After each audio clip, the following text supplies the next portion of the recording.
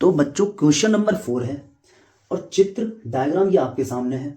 क्या कह रहा है वो आप देख लें, ठीक है, अपनी बुक में से भी देख सकते हैं। तो क्वेश्चन क्या कह रहा है कि डीई और एसी पैरेलल है, डीई और एसी हैं समानांतर, और डीएफ और एई भी हैं समानांतर। तो हमें ये सिद्ध करना है, ये हमें सिद्ध करना है। इस बार जो हमें सिद्ध करना है वो ट्राइंगल के एक ही तरफ एक ही भुजा है, ठीक है ना। देखिए B F upon F E equals to B E upon E C, एक ही तरफ करना है। ये बात समझ में आ पा रही होगी।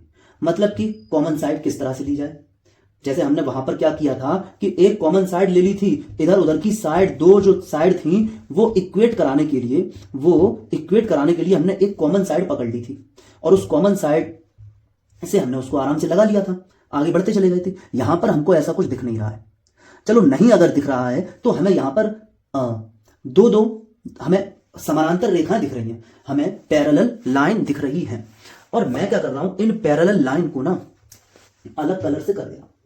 जैसे मैंने ये कर दी डीई, ये हो गई है बच्चों आपके सामने डीई, और ये बच्चों आपके सामने आसानी हो जिससे ये हुई है एसी,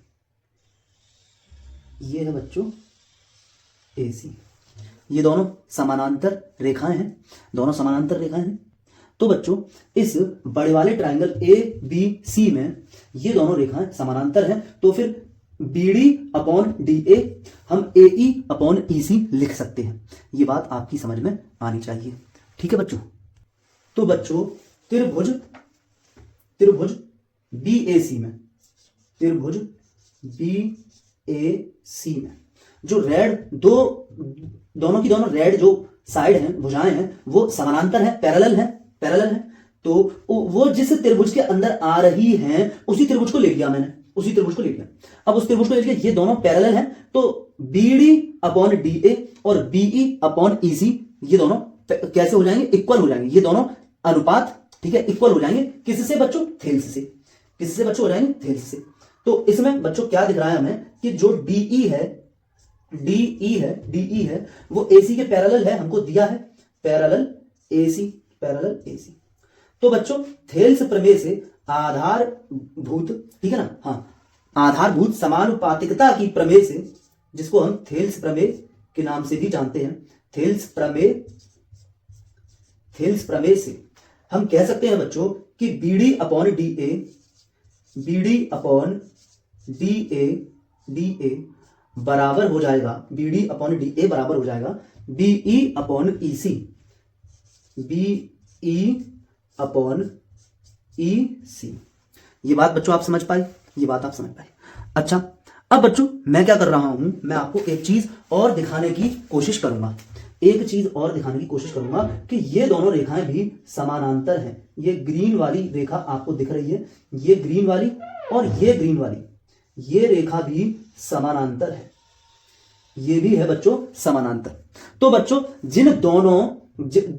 ये दोनों रेखाएं जिस त्रिभुज के अंदर आ रही हैं, वो है बच्चों बी ए ई, त्रिभुज बी ए ई सॉरी बच्चों। और इसमें है बच्चों, इस त्रिभुज के अंदर कौन है पैरेलल, कौन है समानांतर, तो हम कहेंगे कि डीएफ, यही ग्रीन वाली डीएफ पैरेलल है एई के बच्चों, एई के, डीएफ पैरेलल एई के।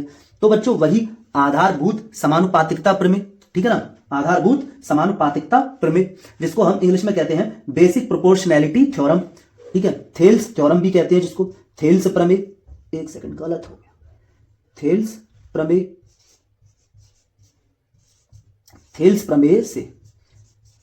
प्रमेय से बच्चों यहां भी क्या कहा जा सकता है, यहां भी कहा जा सकता है कि B D upon D A, ठीक है, B D upon D A बराबर कहा जा सकता है बच्चों B F upon F E, B F upon F E. यहां तक बच्चों बात आपके समझ में आनी चाहिए, ठीक है। अब बच्चों मैं आपसे यह कह रहा हूं कि आपको अब क्या कोई परेशानी है, मैं आपसे यह कह रहा हूं कि यह लिखा हुआ है B F upon F E, B F upon F E, ठीक है ना। और ये देखें बच्चों, B D upon D A लिखा हुआ है, ये जो B D upon D A लिखा हुआ है, ये B D upon D A लिखा हुआ है, और ये भी बच्चों B D upon D A लिखा हुआ है।